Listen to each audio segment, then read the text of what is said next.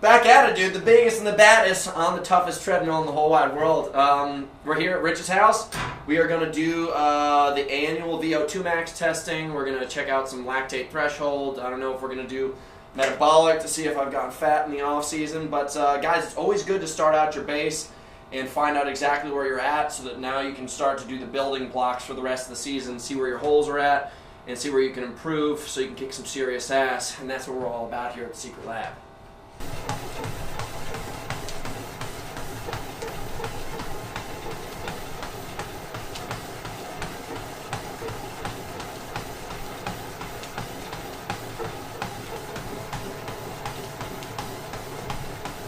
It hurts when my VO2 max went up.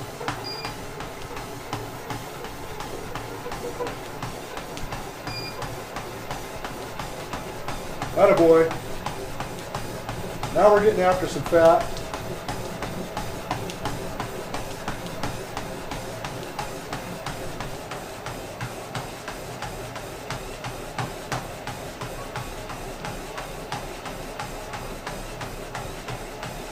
Very nice.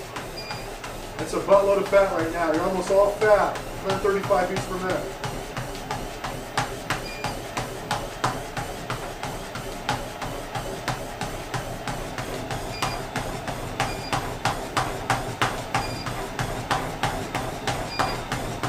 Listen to your feet.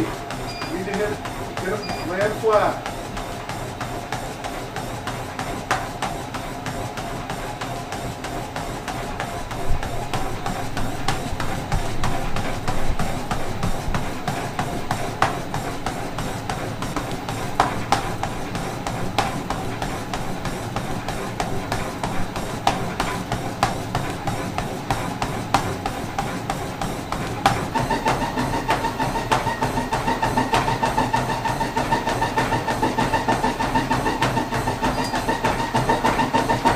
Come on, buddy, let's go. Get up there, get some.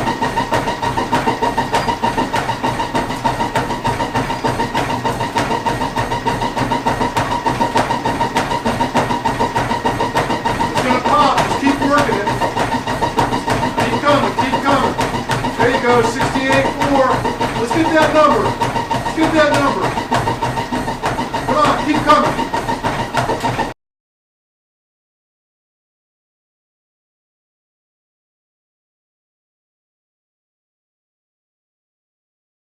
All right, we're here at the lab. I'm sitting here with Rich. We just had a mask taped to my face for about a half an hour, and then we did some intervals afterwards. And what we're going to do right now is we're going to have a little Q&A. I'm going to ask the questions. He's going to give me all the golden ticket answers on why we need to have this kind of information like a VO2 max, and then how, once we have the information, we can use it to basically establish our training goal, our training plan to reach our goals. So for me, my goal is we got TMX going off in March, April, and then in the summertime we'll have the championship. And then after that I got Broken Skull Ranch. So those being my biggest goals, most of my efforts being under 15 minutes. We're going to ask Rich, based on what you know from my current scores, if an athlete like myself is going to be doing a lot of high intensity weightlifting like CrossFit to establish strength, and then he also needs to build a robust engine to be able to carry all of that strength throughout a 15-minute race, what would you say is probably the most beneficial time in aerobic and running training spent on? All right. So because we're talking about you right now. Yeah, don't give him everything. No, I'm going to be careful. But so the point of the matter is this. We've got history. So I've tested you sequentially over the course of the past couple of years. Yeah, you got everything on me. I You got can sell everything that on to you. the FBI or something like that, and they can make super soldiers. Right, but so the point is this. I've seen your performance at various weights. Yep. And really it comes down to strength to weight ratio. Yep. You have to move mass, and there's a cost associated with moving that mass. Okay. And then you're being challenged with various lifts along the way as you're moving that mass. Yep. And obviously enough, you're trying to go faster. Yep. And you also need to be able to support that speed for the duration of the event. Mm-hmm. And then interspersed are those challenges that are going to really tax your anaerobic system. Lifting and obstacles. Lifting and obstacles. So let's say, for example, if across the board we know that your running speed relative to your mass is enough to win. Yep. And then somebody comes along that's going to challenge your running speed and potentially have the capacity to lift more than you. Yep. More than you meaning that they can lift faster than you. No, we can't. Just assuming All that was the case. So having said all that, what I know is the challenge across the board is the ensuing production of lactate. And I talk a lot about lactate tolerance training. We talk about training the dark side. Well, in no other event that I can think of at the moment where this could be more important than in any other event. So for example, let's just look at the game schedule for you the previous year. Going to World Championships, Spartan World Championships, Yep. and having to go long. Well, lactate tolerance is not going to be nearly as important as your endurance, which is more of an aerobic function. Yeah. Now we're in a short, high-intensity effort, and then your anaerobic capacity is really important because the longer you go, or the harder you go into these events, the more challenge you're faced with in these events, talking about inside of a mile, Yep. your cost of work is going to go up, your glycogen is going to be depleted, or at least you're going to be hard into your sugar stores, and that's going to produce a lot of lactate. And the lactate is going to start to become shunting. It's going to start shutting down muscle function. And so let's say, for example, give you a scenario. You start lifting a weight over your head. Yep. What is it, 90 pounds? 115 is the heaviest. 115 pounds, how many repetitions? 15. So let's call that 30 seconds worth of effort. We wish. Well, let's call it 45 seconds worth of effort. Yep. So 45 seconds worth of high intensity effort, your heart rate's going to get jacked. You're going to go anaerobic really quickly. You're going to be producing a tremendous amount of lactate. And then you need to run. And so you're trying to run on legs that are very toxic. So it becomes really important that you're able to shed that lactate from those muscles as quickly as possible. So the theme that I would recommend in that respect is doing high intensity intervals with a guarded amount of heart rate. So for example, we just tested you, did a VO2 on you. Yep.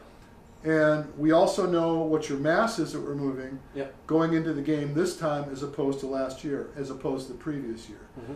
So I'm looking at what the most efficient loading pattern would be for you relative to how toxic you became at the end of the test. Okay. So you start going anaerobic at X. I'm not going to say it. We don't want to give up the information. And then we know that you'll start to recover and become aerobic at Y. Okay. So what we're going to do is we're going to teeter between that recovery point and that point where the acidic nature of the work is starting to really top out. So we don't want to go balls to the wall and just try to achieve a maximum heart rate. Yep. We want to go up over that uncomfortable place where the lactate is being developed faster than you can clear it. Yep. And then we want to come down to a place where you're not clearing it completely, but you're clearing some of it.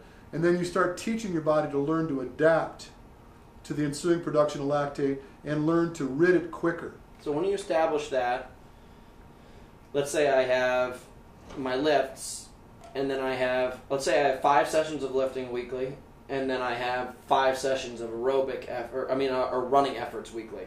How many of these efforts need to be in that stimuli? Well, I don't know that it should be a standard. I don't think it should be 5 strength days and 5 run days. Yep.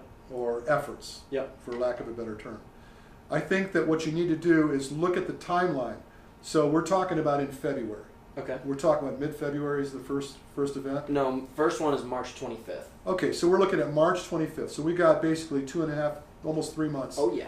worth of training, right? Uh-huh. So what I would do is I would not try to be all things at all times. Yep. What I would probably do is really start beefing up your VO2 score. Mm-hmm. I would really focus almost primarily on a schedule of high-intensity intervals. Mm-hmm. And in your case, relative to the circumstances we discussed, probably on an incline would be best for you. Mm-hmm. And then what I would do is cause the strength component to be more of a maintenance. So your strength is way up right now. Mm-hmm. If you can maintain that strength while you're developing your anaerobic capacity, then what's going to happen is you can progressively regress on the amount of running that you're doing, and then start bumping up whatever components necessary. So we might find that we start to really get the yield we're looking for in our running, and we might want to address the strength component, because we know from conversation that we can gain a lot of yardage in that component of the event, right? Yep.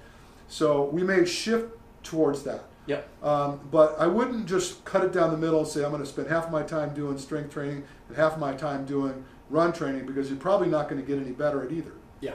It's going to be kind of a wash. So we want to have an influence. We want to start looking at what our detriment is, what's the weakness in the game, focus on that, get that part of the game up, and then go after the other component of the game. So we're just breaking it into two parts.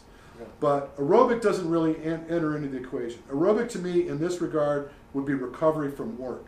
So I might suggest to you that maybe once a week, or if I put it in time, in your case maybe 2 hours with aerobic conditioning, just to allow the body to repair, allow the oxygen to get into those working muscles and start to heal, and just keep it in check.